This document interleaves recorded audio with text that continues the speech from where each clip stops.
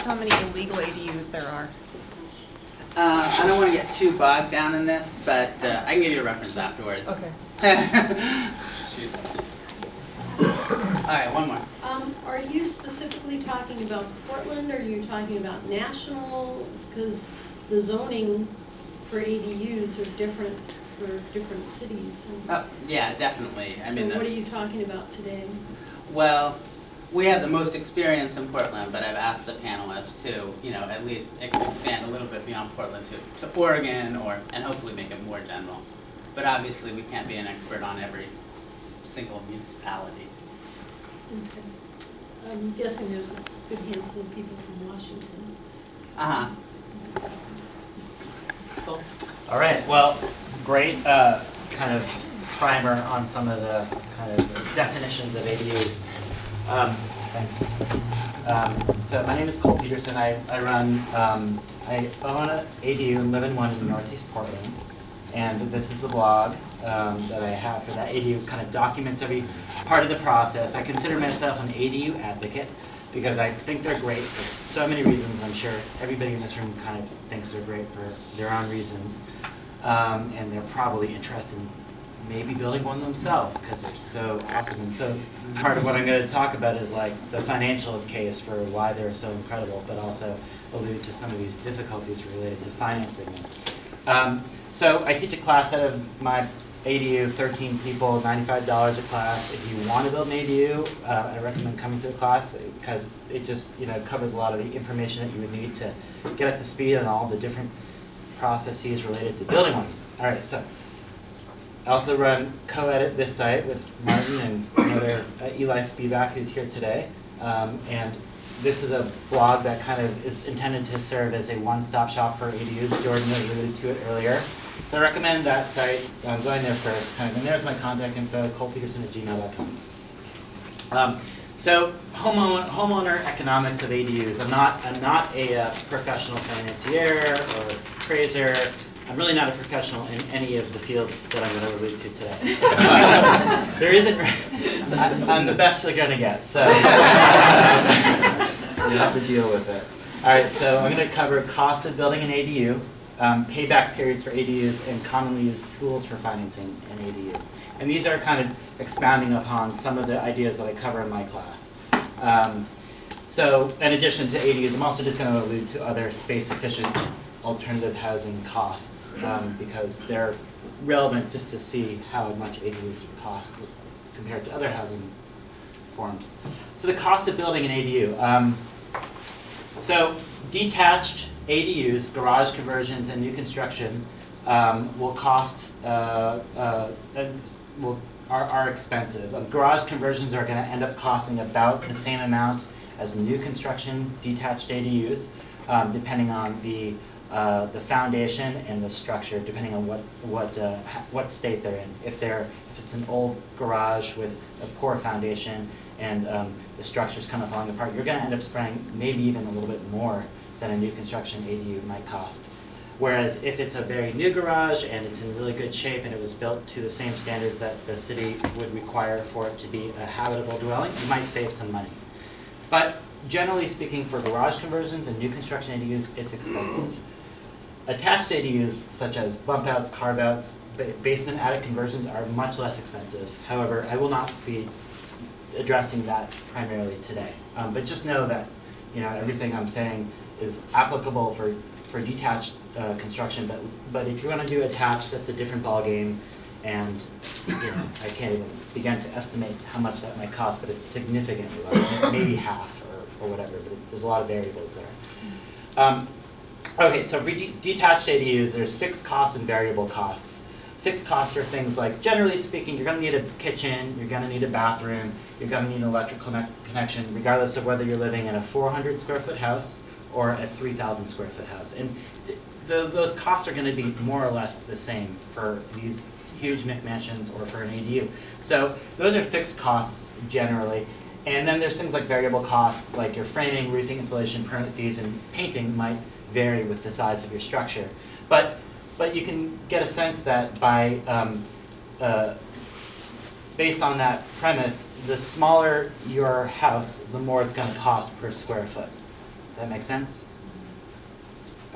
Okay, so the design build costs for basic custom new construction ADUs around Portland generally ranges from 100 to 175 per square foot for a fully livable detached dwelling unit. That's generally what I hear. I think if you were to build a McMansion and you were a McMansion developer out in the suburbs, you might get a cost of construction for about $80 per square foot.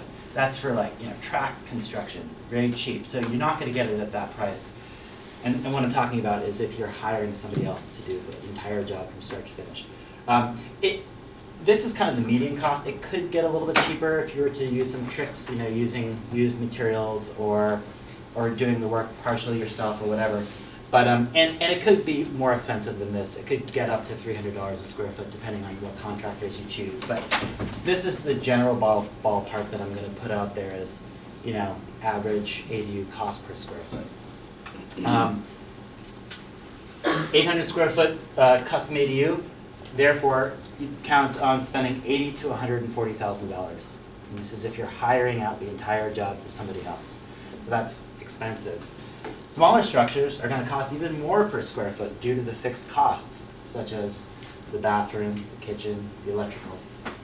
And so therefore you should count on spending more like $125 to $200 a square foot. So we're talking $50,000 to $80,000 for a 400 square foot ADU. That making sense, everybody? Okay. All right, so that's an extremely intimidating figure for almost everybody who wants to build an ADU. I don't have $100,000 to spare. How am I going to do this?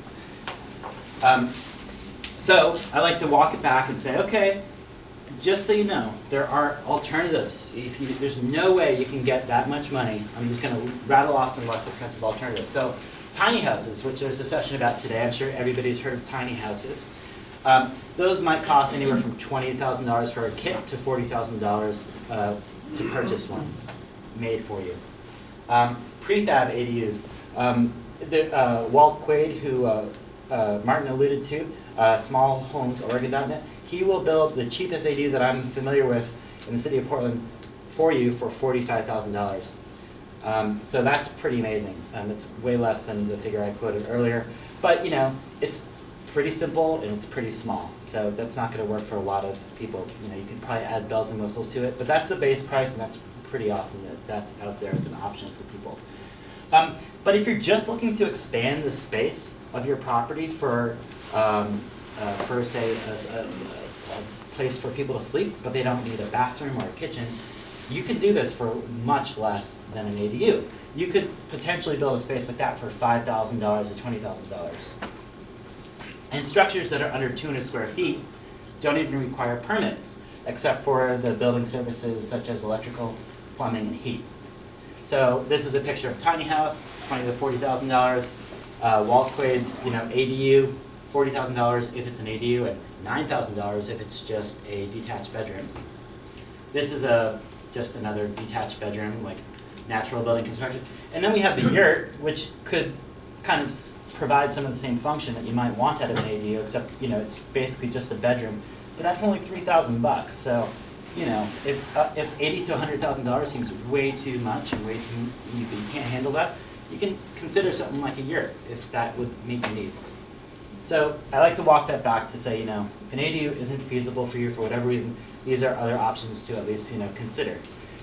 But walking it back a little bit more, I want to talk about the payback periods for the costs of the construction, because that's one of the more compelling aspects of ADUs. For my story is that I was looking for a financially sustainable form of housing to live in, and I just generally felt like I didn't want to be putting 50% of my income or 25% of my income into my housing, whether that was my mortgage or my rent. But I wanted to live in a space that I liked. So what could I do? I explored a lot of different options and kind of learned about ADUs at that point as a viable mechanism to achieve that kind of benchmark. I want to have housing that pays for itself. How do I do that? So I'm going to throw out here a really simple method for calculating payback periods for ADUs, which I'm just going to use for this session. Whether or not it's not like an authoritative way standard, but it's just kind of what I'm going to use to explain how amazing these ADUs are in terms of their ability to generate income. So in that method is, how long will it take to pay for the cost of ADU construction by the property's rental income? And the caveat here is that I'm comparing various ADUs, so I'm excluding variables that differ a lot from ADU to ADU, such as the mortgage, the taxes on the property, the bills, the utilities, or loans that were used for cost of construction of the ADU. I'm just talking about the rental income, how long that would take for you to pay back the cost of construction. So, for example, if you lived in the house and rent out the ADU, it will take X number of years of rental income from the ADU to pay for the ADU construction. And conversely, if you live in the ADU and rent out the house, it will take X number of years of rental income from the main house to pay for the cost of the ADU construction. So, the reality though is that the payback periods are really messy. So this is a real life set of scenarios I'm going to provide. I'm going to start off with kind of a multi-generational family model living on a house in ADU to show you the messiness involved. So, real life story here from Portland. Grandma wanted to live near her grandkids, so she funded the construction of a 200 square foot ADU. It cost $25,000 for the materials and the permits. And the son who owned the property with his wife designed and built the ADU for her. So there was all the soft costs of actually doing the design work in the building weren't a factor because she didn't have to pay for that. Labor So- is a hard cost. Labor is considered a hard cost when he built it for her.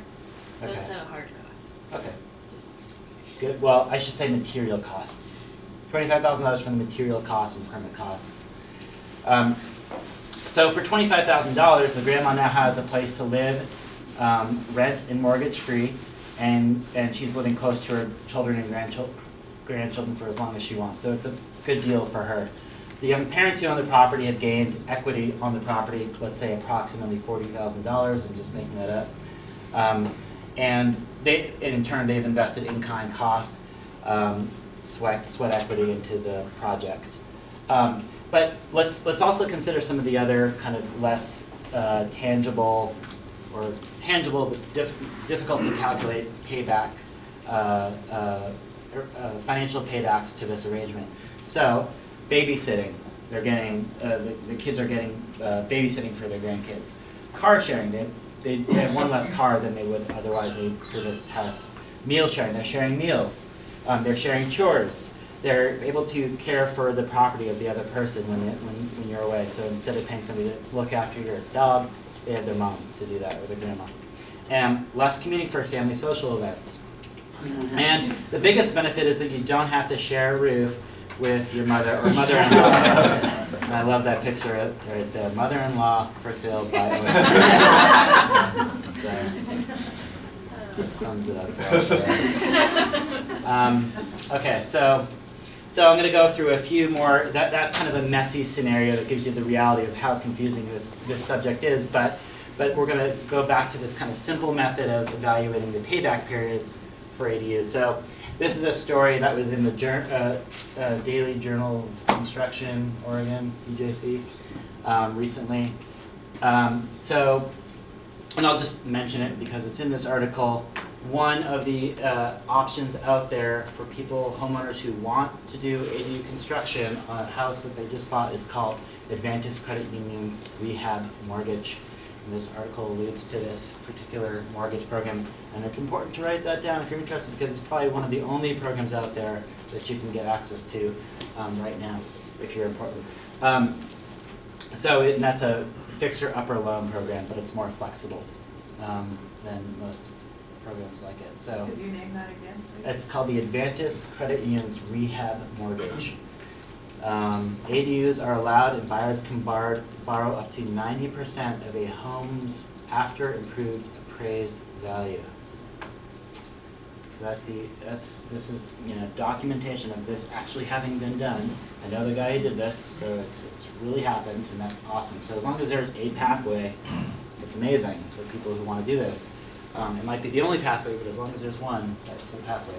So in this case, $82,000 went towards the cost of construction for the ADU, and the rental income that he gets off of the main house is about 85% of his total mortgage payment, which includes financing for the ADU. So this is a guy who bought a property and is built the ADU, lives in the ADU now, and rents out that property and gets 85% of his mortgage covered, mortgage including the cost of ADU construction, covered by the rental income off the main house. And so in this case, this is just get familiar with this kind of box here, because we're going to see this for the next 4 slides. $82,000, $1,700 a month renting out the house, 4.1 years payback period. It's an incredible payback period. Okay, second example. This is from the Portland Tribune, not too long ago, maybe 2 weeks ago. Sue Firpo, who was on the Build It Green tour, she's not here, is she? I don't know who she is. Okay. So she spent $95,000 out of pocket for her 500 square foot ADU, which is about what per square foot? 195, 200. So that's in that ballpark that we talked about earlier. So she listed it for rent at about $1,075 per a month before the Build a Green tour, and several prospective renters stopped by during the tour. I guarantee you that she's had no problem renting out this place, because like you saw in Jordan's keynote, there's this huge demand for these small detached units, and we'll talk about that more in a second.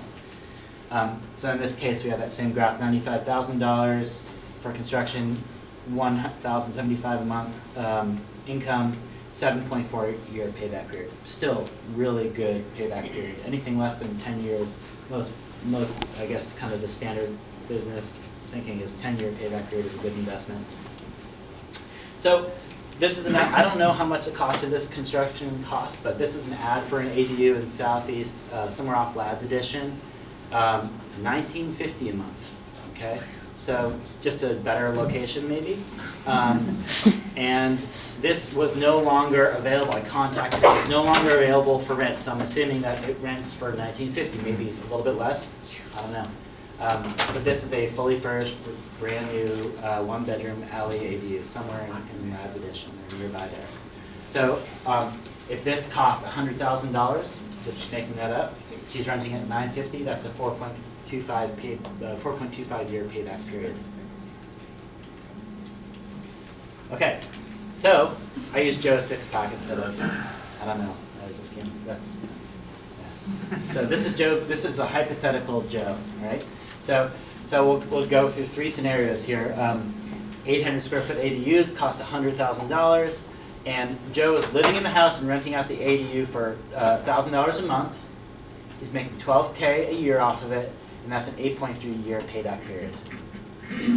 He's built an 800 square foot ADU, spent $100,000, and he's renting out the house for $2,000 a month, which is a fair, average rental income on a 3-bedroom house, 4-bedroom house in Portland. He's making $24,000 a year, and that's about a 4.2 year payback period. Third example is he's renting out the house and the ADU, which you can do in Portland. And so let's say that's $1,000 plus $2,000, that's $36,000 a year. That's a 2.7 year payback period.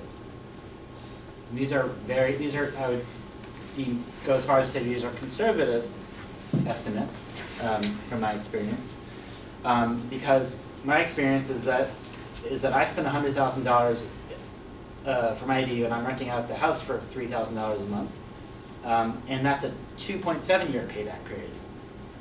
And this is my life, so I know that this is true. This is the ADU. Here's the main house. Nothing special about it. It's a nice, 4-bedroom house. Good location. Nothing special about it. And amazing ADU. I love living in it. And so it's achieving. It's not only am I living for free. It's not just making my rental, my mortgage payments for me, but it's generating income every month. The operating expenses for ADUs. The mortgages and loans may vary a lot, obviously. The ADU bills will be very low. These are my bills somewhere between $18 and $50 a month for my heating and cooling and cooking gas bills, so that's really cheap. But the property tax increases may be very high. This is, I just got this letter this week that's showing my property taxes are supposed to go up from $1,599, $1,600 to $4,000 a month. I'm actively appealing this. But I put this out there only as, to say that there's a chance that your taxes may go up a lot if you have a permanent ADU and they, somehow deem that its value is, greater than it really should be. So anyway, this is probably the worst case scenario because this is not going to stand if I had to say for it. But it's, it could theoretically go up a lot, your taxes. If I have a blog post about this, and if I'm able to successfully appeal this, then I'll post that as well, so that people can see, what my taxes really ended up being. But yeah, that's a good figure to know about. I think the others might have some anecdotes to share about that as well. Just to play devil's advocate, aren't you claiming how much value you're adding to your property, and then you're arguing about paying increased taxes on that value? That's what I'm supposed to do, though. Adding density and. No, I think I think the answer is I want it to be fairly appraised at its there's two sides of me. I was just talking about this before the session. Part of me wants to have it appraised at a lot of value so that I can get a good loan for it. I refinanced and I wanted it to be worth $1 million so that I could easily get the loan that I want, refi it and get a good loan for it. And the other side of me says, County, this isn't worth very much because I don't want to pay a lot of taxes for it. But I think the answer is you want it to be appraised at a fair market value. So it cost me $100,000 and it should add about $100,000 to the value of the property. Instead, they're saying it added $150,000 value to the property. So I'm contesting that, and I have good evidence to support my case, and I think I can get it knocked down to that. So You should say why. what's that? He should say why it was assessed at 1,350 square feet versus. Yeah, 100. right. So they're saying it's almost double the size it really is. Yeah, the assessor just didn't he walked in and somehow did the calculations to come up with the figure that it was 1,350 square feet when in fact it's 799. So that's probably they probably just did a per square foot cost. Great design. Yeah. Yeah. So it looks bigger than 800 square feet, but it definitely doesn't look like a 1,300 square foot home. All right, so I talked about the payback period being 2.7 years in my case for my property based on that kind of standard that I was using before. But in reality, and I only know this for myself, but the reality is I want to spell this out a little bit more. So the house mortgage is $1,700 a month, so that's an expense I incur every month. After mortgage, rental expenses for the main house, taxes and bills, the property will be grossing $1,300 a month, or $15,000 a year. So I'm earning $15,000 a year. And so the payback period, even with all those variables in mind, is still 6.4 years after all of my expenses. That's an amazing payback period. Okay? So I think that even with all these potential high costs and all these other real life expenses, the payback period easily justifies anyone building one of these if they can afford to do it. If there's no other reason you're building it other than just for the money, it makes a lot of sense. So, jumping the capital hurdle, ADU financing options. So this is what I cover in the class because people are like, okay, I'm sold, I came to the class, I want to build one, but I don't have $100,000. So how do you do it? So the most common way that people do it are to use liquid assets, namely retirement savings or other savings that they have. And that's probably the most common way to do it. The second most common way to do it is through family loans. So since banks aren't in a position right now or don't understand how to give loans for these programs, what most people are doing, that I've found, is getting low interest loans from family members, their parents or their aunt and uncle who have the capital and are only making 1 or 2% in conservative money market accounts, and they want to help out their niece or nephew or son or daughter or granddaughter, and so they give a low interest loan to them they're getting more than what they would get in the bank, so it's good for them. They're helping out their family, again, that's good for them. And the kid is getting a loan that they couldn't get from the bank anywhere. So it's great, it's a great win-win situation. So that's really, in reality, that's what people are really doing right now, family loans. I don't know how formal or informal those are, probably mostly informal, but you could probably do it in a very formal way if you wanted to. Another way that people are doing it are home equity loans, refinancing the existing house if there's equity in it. And then there are some construction loan options out there, and there's some drawbacks to them, namely high interest loans, and it requires getting the value of the property, future value of the property appraised in order to justify the loan that they're giving to you. So it's tricky to do it, but this is a more conventional pathway to getting a loan for doing an ADU. The only banks that I've heard of that, this has been alluded to in an article that was posted somewhere, probably the Tribune like a year back, are Advantage Credit Union, which we mentioned before, Washington Federal, and Unitas. Notice there's no national banks on here. These are all local banks, and that's probably because they understand the local market and they understand what ADUs are. There's also 203K loans, which are FHA-backed loans for updating homes upon purchase, which is that option that I showed you before for that guy's house that he financed, for the ADU that he financed. And then there's like less formal arrangements where you can basically, you can either build it yourself, because the rule of thumb is that if it's going to cost $100 to $200 a square foot, you're going to be spending about half for material and half for labor, give or take. That's going to vary somewhat. So $50,000 for the materials, $50,000 for the labor. So obviously, if you can do all the work yourself, which I can't do because I work full time and maybe you guys do too, then you can't do all the work yourself. But if you are unemployed and you have $50,000, you might be able to build a $100,000 ADU with only $50,000.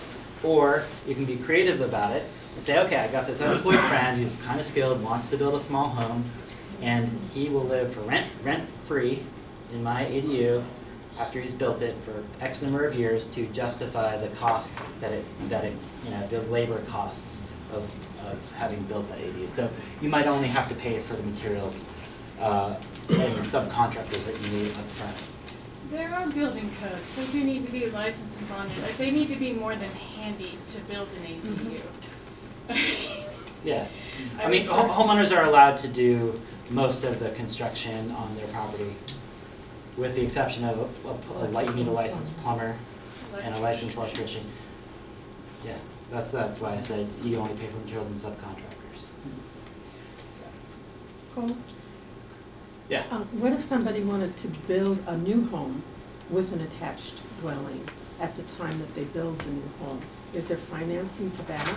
Pass it in? I don't have the answer to that, but I'm sure that you could finagle it just through a new construction loan somehow. Finagle. Yeah. He can answer that question. Yeah. Cool, just to interrupt here. Yeah. Do you have a lot longer? You're at 25 minutes. Okay, 2 more minutes, maybe? Yeah, sure. Yeah, maybe Dakota can, or one of the other guys can answer that question better than I can. So ADU financing options are not great. They're booming, quote unquote, in Portland, but the financing is not good right now. Nonetheless, people are figuring out ways to finance them. This is the slide from Jordan's presentation earlier. They are essentially doubling over the last 3 years, which is awesome. 256 permits were taken out to build ADUs in the last, since the waiver was announced. That's equal to 1/6 of all single-family housing permits issued since then. So people are figuring out ways to do it, and hopefully the other guys can give you some other ideas there from a more professional perspective on financing these things and appraising these things. Anyway, so that's my contact info, yeah, thanks.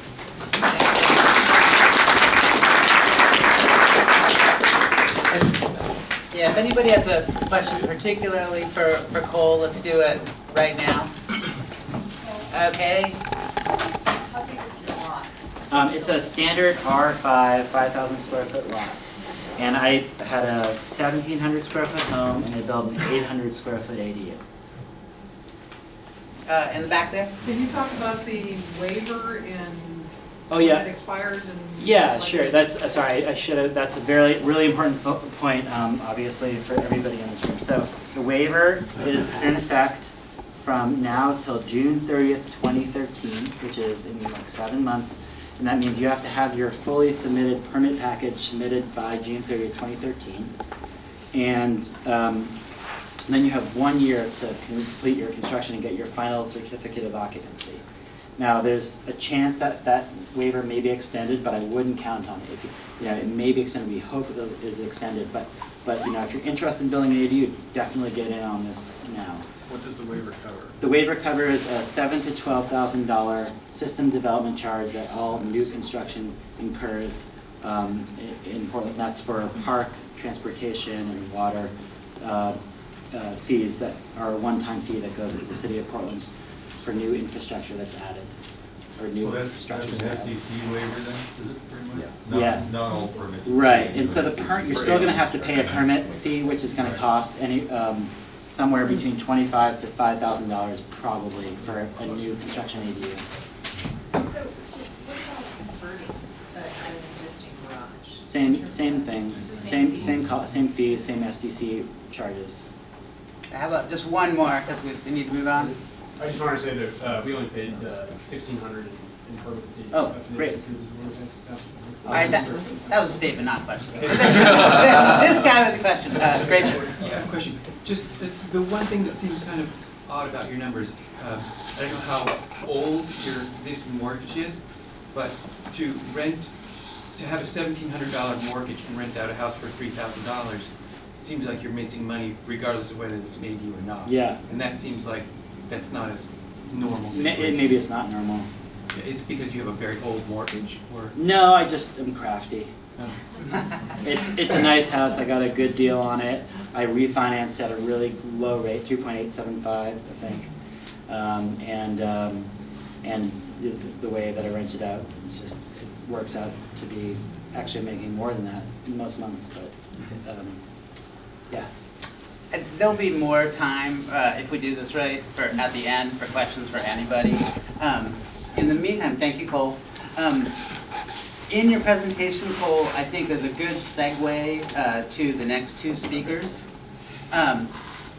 Cole talked about, with the grandmother anecdote, the increase in equity, he calls it, on the property based on the construction of this thing.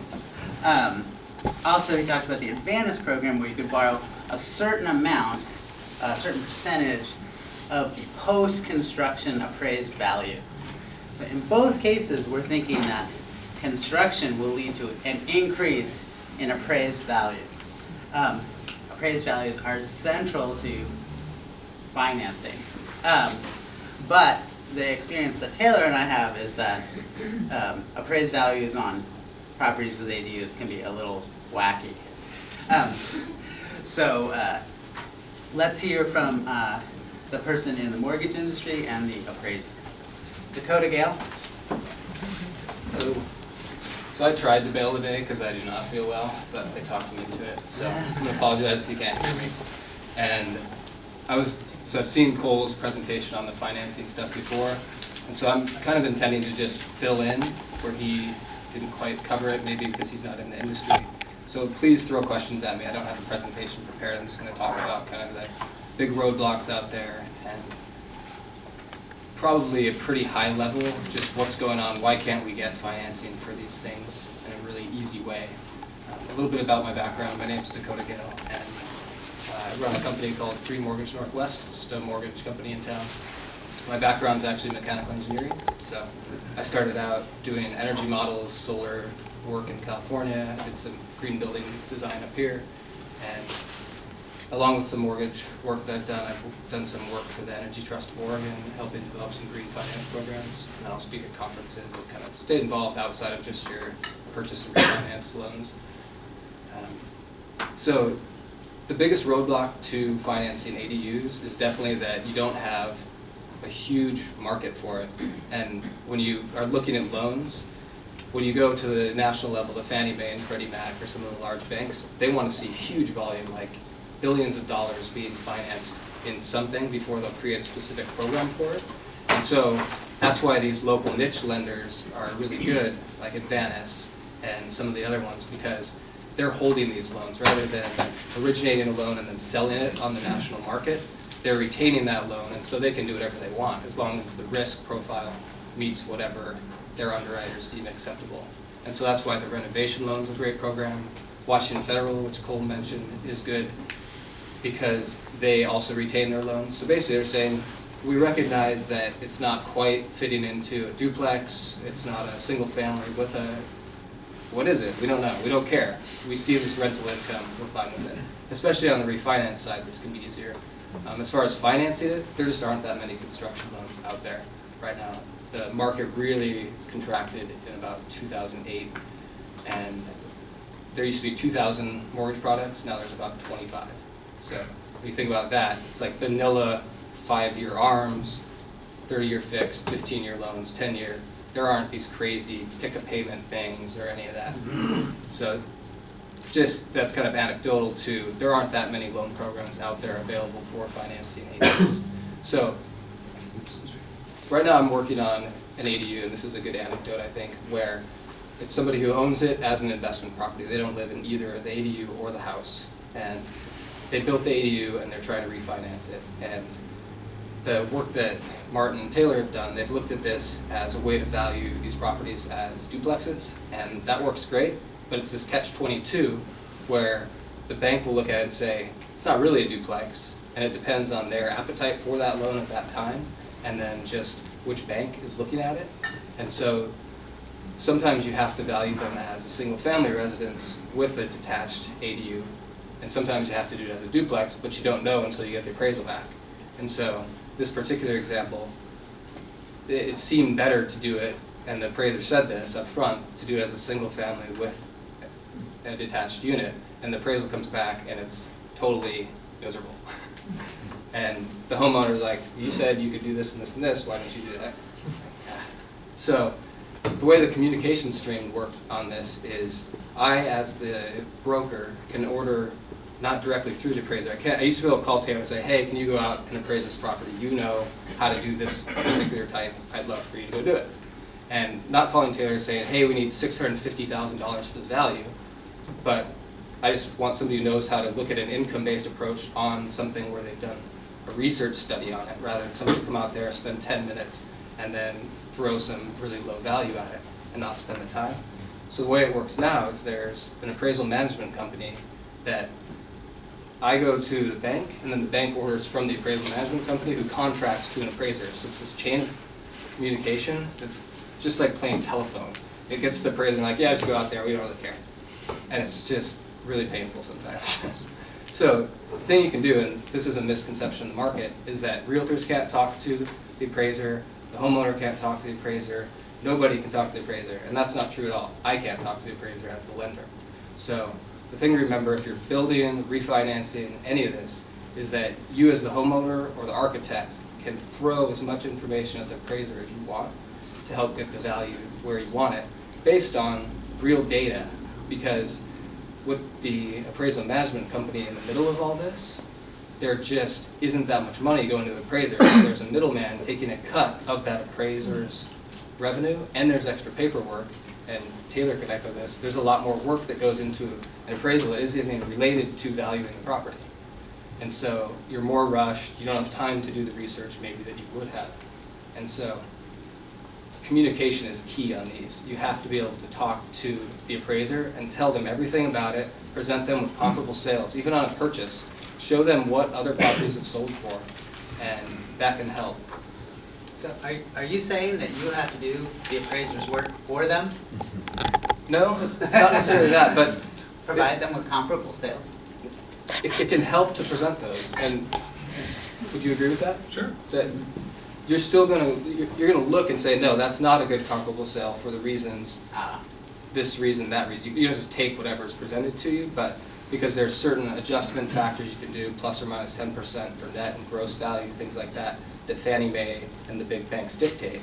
But you can say something that maybe this, you didn't consider this because of this, and maybe it wasn't on Portland Maps correctly, it wasn't on RMLS, and it's just one person's opinion of the value. So if you can go in and present extra data on it, that can really help. Were you able to get the paper? The paper. I mean, were you able to write that refi?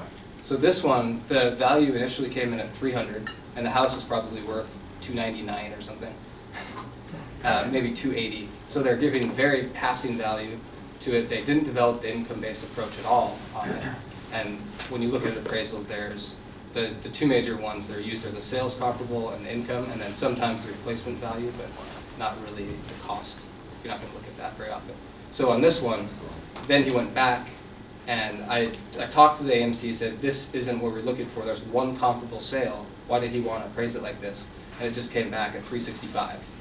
So an almost $70,000 increase in value that then makes it possible to do this. And it's going to save this guy $700 a month to refinance. And where were you actually able to shop that? And in other words, Yeah. was there a local financing agent that? It didn't even have to be local in this case, Okay. which is better because a lot of the time you're going to get better. Okay, but you were Better able, deal on it. you were actually able to make that Yeah. refi happen. Yeah. Okay. Any question? It used to be a joke that MAI stood for Made As Instructed, and for appraisers. And you just mentioned that now you just sort of throw the request out there, and it goes into the pool, and you get sent to an appraiser. Is there any way to control or to influence who you get as an appraiser? I just have gone through that personally on my property, and the first two appraisers that called to make appointments with me both bailed. Both, explained that they didn't really know anything about this kind of property. Which is great. And so now I've got, finally, the third person. It certainly would have been a lot easier for me to be able to facilitate that in the first place. Sure.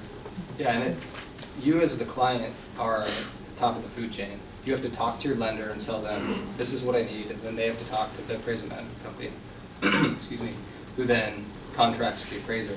And if you feel that whoever is doing this appraisal isn't competent for some reason, then you can push back and say, this person shouldn't be out here. That's great that those first two said, we don't know what to do, because a lot of times that's not the case. Right, but is there any way, rather than just continuing to throw rejections at them, to actually say, yeah, I know this dude, I mean, especially as a developer or a builder, after you develop an understanding of which people know what they're talking about, can you influence who you get as an appraiser? So what I've done is I work with a local appraisal management company called First Choice, and I can call them and talk to them directly, rather than RELS is a big one that Wells Fargo contracts to, or LandSafe. There's all these huge ones that like Bank of America and Wells Fargo use, and those will not even talk to you.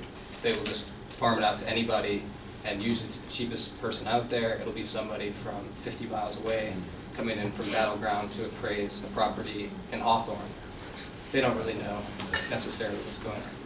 But I can speak to that a little too if you want to bring that up again. Yeah, but so my process was I added these local appraisers, such as Taylor, such as other people who have been through trainings on appraising green properties that have energy efficient upgrades, because a lot of times an ADU will have that, and you can translate that into value as well. And so I can request from that roster. I can't say I want Taylor to go out there and do it, but I can say we have 6 people that I've added to your roster. I want one of them to go. I just want somebody who knows what they're talking about. So yeah, it's doable, but you need somebody local that's doing it, and that's the issue with the big retail banks. Is there another question? Go ahead. Can we revisit a new construction if we want to build a new construction? Yeah, that's what I was and about to have say. the attached dwelling unit? Yeah, so you'll see a lot of these now where it's a main house built with some kind of almost, it's like a 3/4 basement, where like the driveway down is now the entrance to the ADU. And so it's definitely doable. A lot of the builders that are doing this are financing it with private money, and they'll get some kind of short-term construction loan, like it's called a hard money loan, where you pay a really high percentage rate, like 13% to get a loan, or 6% at the kind of low end for something to finance this, and then when you sell it, you pay off your construction loan, take your profit as the builder. And so you'll see that. For a homeowner doing it, Umpqua Bank has a pretty good construction loan program for single-family owner-occupied only. They don't do what are called spec loans, where you go and say, we have a lot that we're going to buy and we're going to build a house and hope somebody buys it. They'll do it for somebody who says, we want that lot, we want to live in that house. And then you could definitely do something like that. And that applies even if there's going to be a rentable portion. Yeah. Okay. So, Dakota, I'd say probably the most common scenario that I hear about is somebody who is a single-family homeowner, they want to develop a new ADU. Just what would your first one or two options be for them? Yeah. Or is there nothing? So the advanced program is great, and you can do a lot of things with the advanced program. You can go in and take a home where I just had somebody who ran out of money on credit cards, couldn't finance finishing out a home that they live in. And so they went to Advantis, and Advantis helped them pay off all their credit cards with basically a refinance construction loan to finish the house. But because it's a local bank, you can talk to Kate or Jerry at Advantis and say, I want to do this, and they'll say, okay, what's the return going to be? What do you plan on renting it for? You can look at other data and then say, well, this is 0.2% of our total exposure to the real estate market. We can go out on a limb a little bit for this property. So that's one good option. The cash out refinance, people still do that. There's a lot of people that, believe it or not, still have equity in their homes. And so you can do a cash out refinance to get some of that money back. What I see a lot is that people will get the things that Cole referenced, the private loan from parents or from a 401k, and then you can refinance it after the fact and take your money out to refill your 401k, something like that, because you can borrow $50K from your 401k, or you can pay back. Can you define a cash out refi? Yeah, so a cash out refinance is simply, let's say you owe $150,000 on your primary mortgage, and your house is worth $400,000. You could take $100,000 out of the property in order to build this, and then your new loan amount would just be one loan, would be $250,000, and then your house would theoretically appraise for more, which I definitely see that it appraises for more with an ADU. And it's becoming much easier to actually get a higher value for these. There's definitely anomalies where the property's somewhere where you can't find comps within a mile. But if it's pretty close in, you're going to be able to find comparable sales typically. With that, I fear that we should, to have time left at the end for questions for everybody, we should move on to Taylor. I'm not sitting down. Okay. All right, thanks.